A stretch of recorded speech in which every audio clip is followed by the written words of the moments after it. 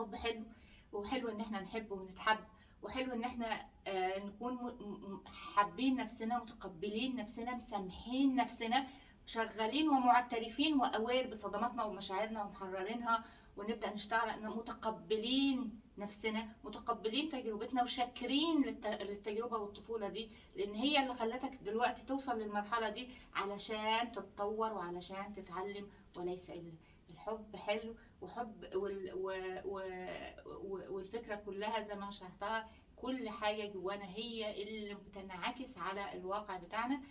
فشوف نمط العلاقات اللي بيتكرر عندك هو ايه، شوف برمجياتك عن الحب ايه، شوف معتقدك عن الحب ايه، واربط كله ببعضه، وساعتها هتبقى مسكت طرف الخيط، وهتعرف انت ساعتها في حب حقيقي ولا لا، انت جاذب شخص توكسيك ولا شخص كويس، ولا شخص ينفع تكمل معاه او ما ينفعش تكمل معاه.